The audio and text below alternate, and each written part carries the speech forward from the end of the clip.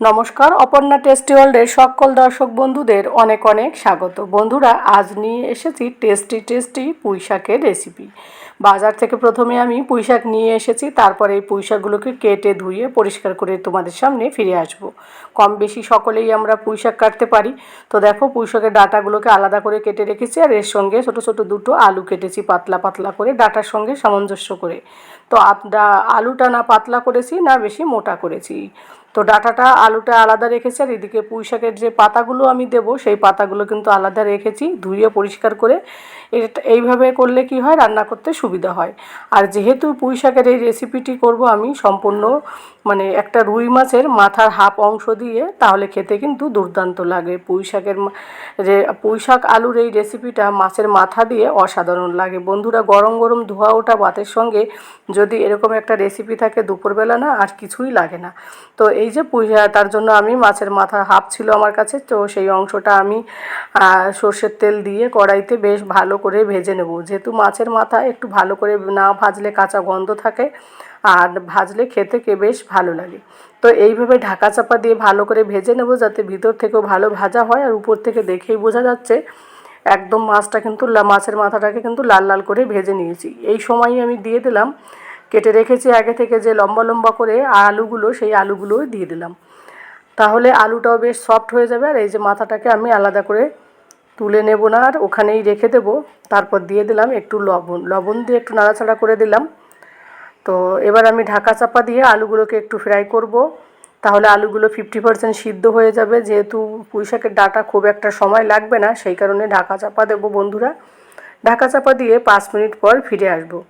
দেখো, 5 মিনিট পর ফিরে এলাম। এবার দেখো, নাড়াচাড়া করে দেবো, যার নিচে দিয়ে অনেকটা লেগেও যাচ্ছিলো, আর কালারটাও চেঞ্জ হয়েছে, যে পিঠটা যে সাইডটা আর কি নিচের দিকে ছিল।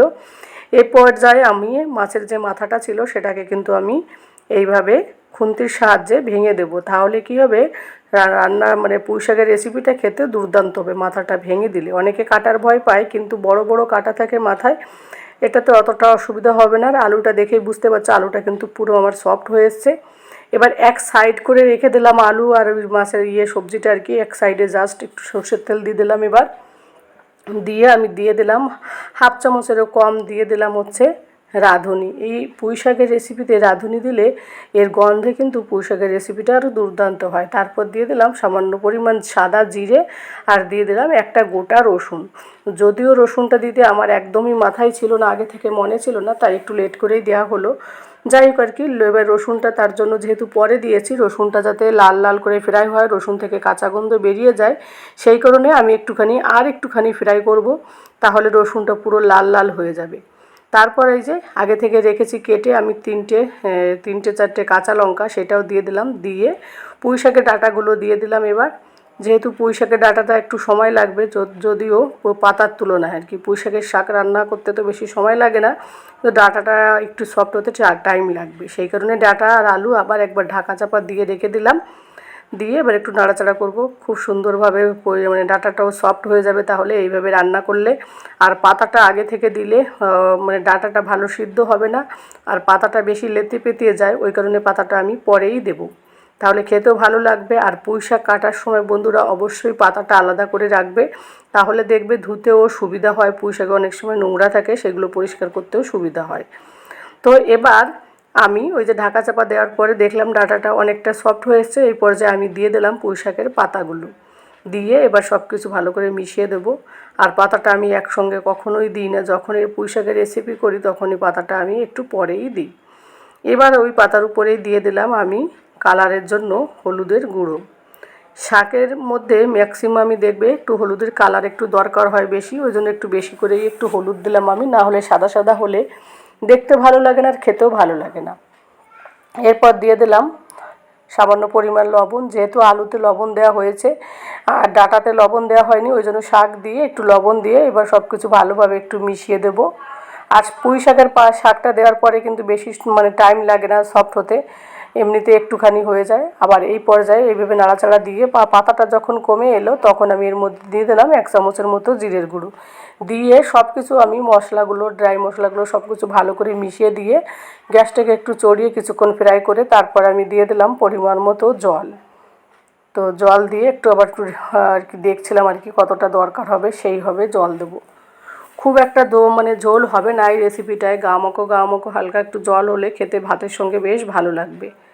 তো দেখো জলটা দিয়ে এবার ঢাকা চাপা, আবার একটু জল দিয়ে ঢাকা চাপা দিয়ে রেখে দেবো যতক্ষণ না সফট না হবে।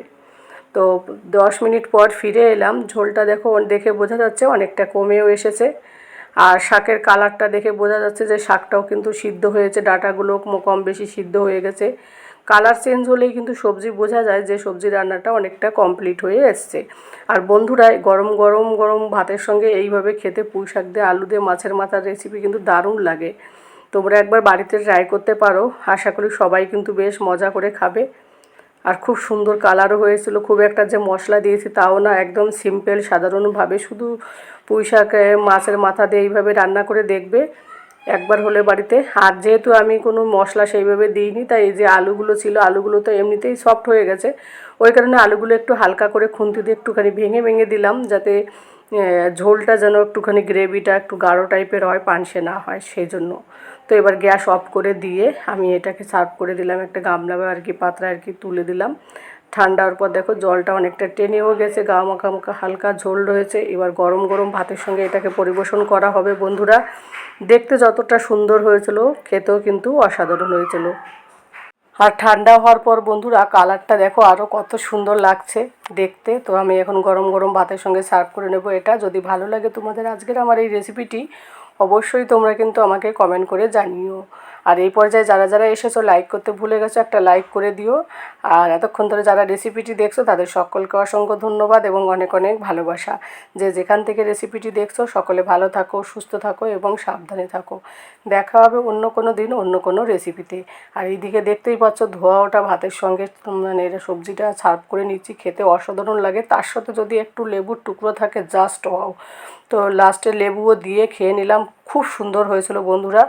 তো আজ এই পর্যন্তই, আসি, টাটা, বাই বাই।